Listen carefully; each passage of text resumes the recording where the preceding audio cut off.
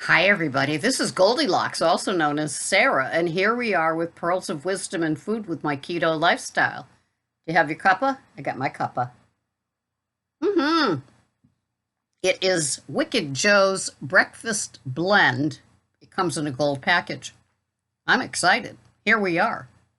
So somebody said to me the other day, "You did your video dressed. You didn't have your bathrobe on. It just didn't feel as cozy." She's right. Sometimes it doesn't feel as cozy without the bathrobe because we're all joining each other. And now, with it being darker later in the day or in the morning, I guess we do need the bathrobe all the time. So here we are, another day of doing it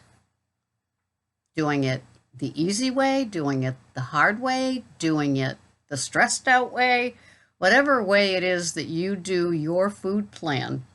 If it's working, don't touch it. Don't do anything different because that's the message that you're getting is that it's working, right? So enjoy it.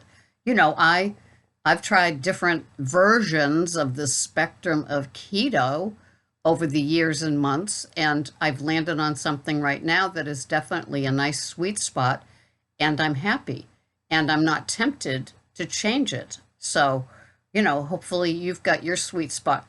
You got your sweet spot going for you too, and you don't need to do anything different.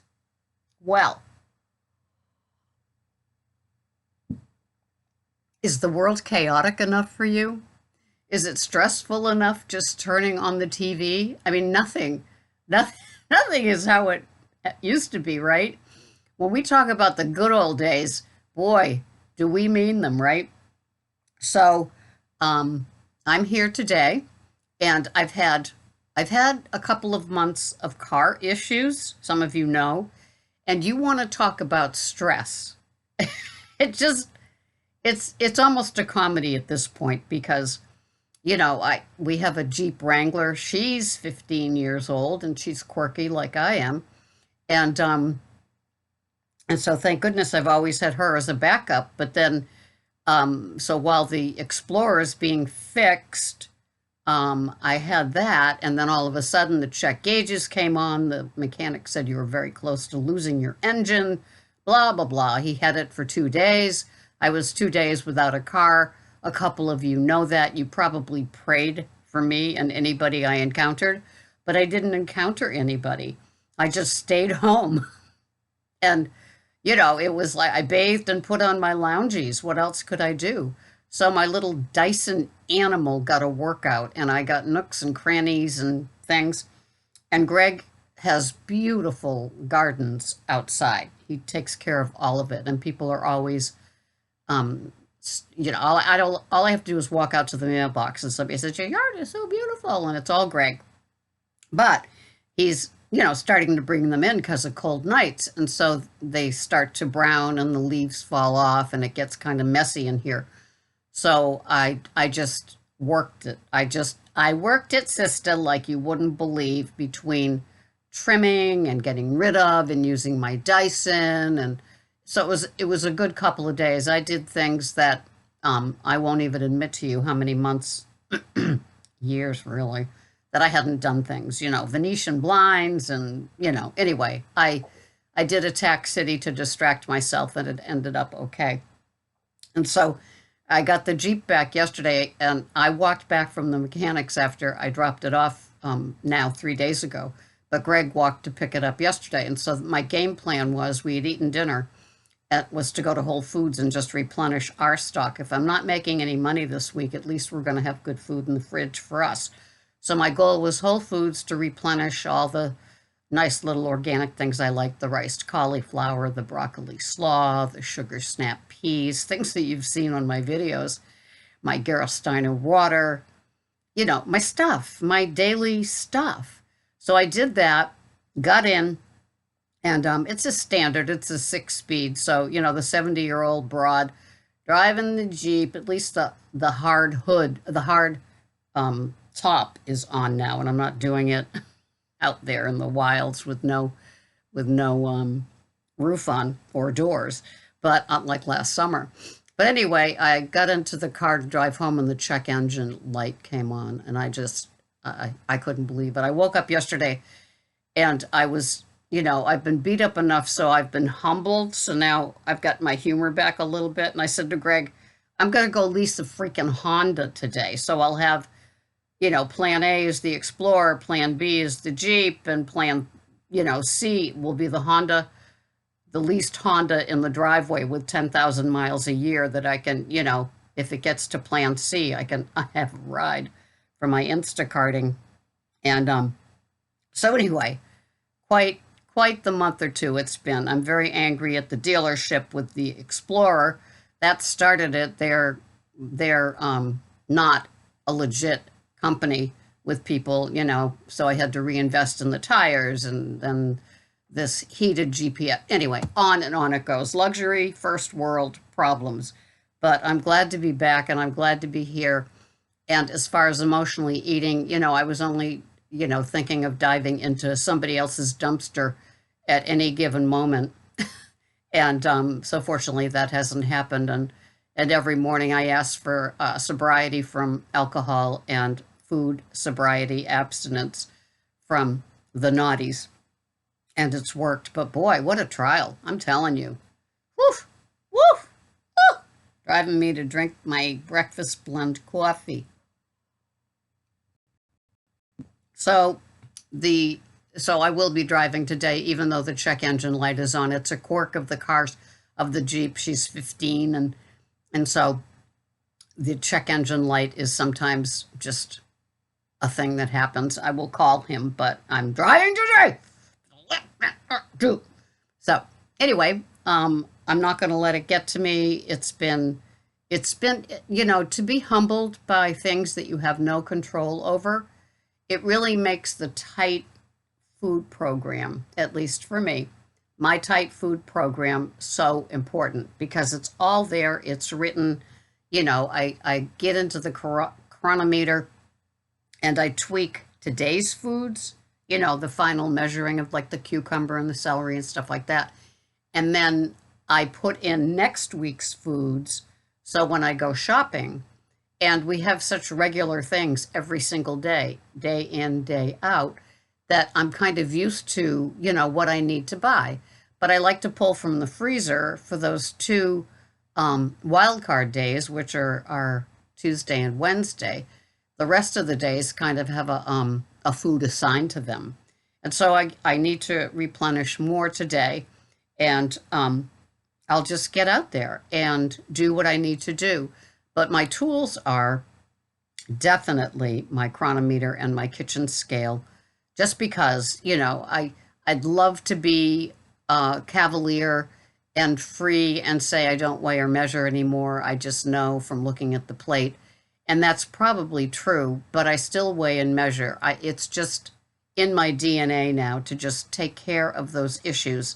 And it kind of like is an accountability thing. I like to be held accountable with what I'm doing with my foods and portion distortion and all that sort of stuff. That's why I have dishes that are like, this big, a dinner plate is like, to me, it's like a turkey platter today. I'm so used to using smaller and smaller and smaller dishes, and it just works for me. I like the abundance of the overflowing dish, bowl, plate versus the great big vast dinner-sized plate, where there's lots of acreage that's not filled. I like a filled plate. It just says to me, you're getting enough. You're getting the whole plate, honey. You're going to do it with your little fork, your little spoon, and your little paring knife that you use as your knife. And so, quirky I am. That's right. That's part of the Goldilocks. Do you have part of your Goldilocks that if other people saw how you eat, what you eat, now that we've been like locked down for like 7 months, that like they'd kind of like either question it if they're close enough to you or, just kind of like roll their eyes at somebody that they're with? Tell me about your little quirks with your food and how you do it. There's no magic to what we do. It's the doing it consistently, day in and day out. We know that. The funny part is is that most people that are here and watching, you're brilliant. You're very, very smart. You're wicked smart. And you know what your body needs, what your body responds to, what the go signs are, what the red stop sign is like. You know all of that. You've been doing it with your own body for years. And yet the brain starts getting involved. Ms. Slick steps in. She thinks she's going to take over. She thinks it's all a good idea. And you're in whoop-de-doo trouble, right? So we know all of this. It's just doing it day in and day out and not stamping our feet, and folding our arms and getting that pouty little 7-year-old snotty, snarky girl telling us, I'm going to eat what I want to eat. You can't stop me. Okay, we've had those days, right? And then we get to the true confessions where we either tell it to me here or, you private email me or something like that. We all have our moments. We are human. And we are under the stress of a lifetime with all of this, right? So we learn forgiveness, we learn humility, we learn the scale will respond in due kind to what we're doing if the scale is the important thing to you. If your jeans are important to you, like my new best size jeans, I don't want to lose that size again like I did and order a different size. So I remain vigilant and I ask for the help. And if veggies are only considered fillers, well, that's what they are. I'm going to have them. I love my little display of things, the cottage cheese or the yogurt here, my little veggies like the asparagus, the cauli crumbles, and the sugar snap peas, the main meal, which is sometimes like a pork chop, or maybe it's the big A salad like I had yesterday. It's the variation. You know how I eat. I'm a volume eater, and so I like my body to say full.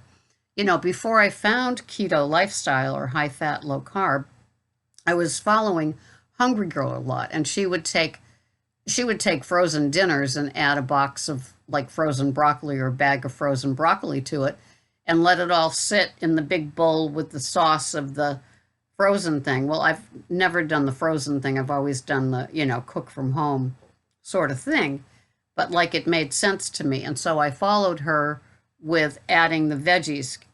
To me, they can't hurt.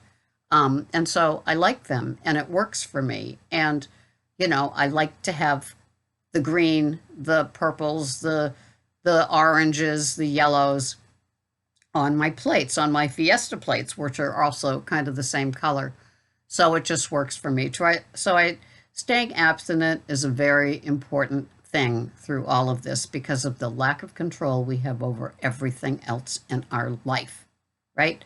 So try to remain abstinent. Find what works for you. It could be the chronometer. It could be the kitchen scale. It could be just the size of the plate that you're using. If it fits, it works. I'm having it. I don't weigh or measure anymore. I just use that. I use the jeans to see how I'm feeling and fitting in them. I have my water. I practice the clean fasting versus the fat fasting, which used to be my call. Fat fasting. I'm fat fasting. Yeah, I was. Scales didn't move, but I was fat fasting. Well, the clean fasting serves me really well these days. So anyway, this has been Sarah, Pearls of Wisdom and Food, also a Goldilocks, also a turtle, also a no matter what club member, and all of those little things just work for me. Hey, enjoy your day. Why not? What else you got going for yourselves, right? I'll see you here the next time. Thanks so much for watching. Bye-bye for now.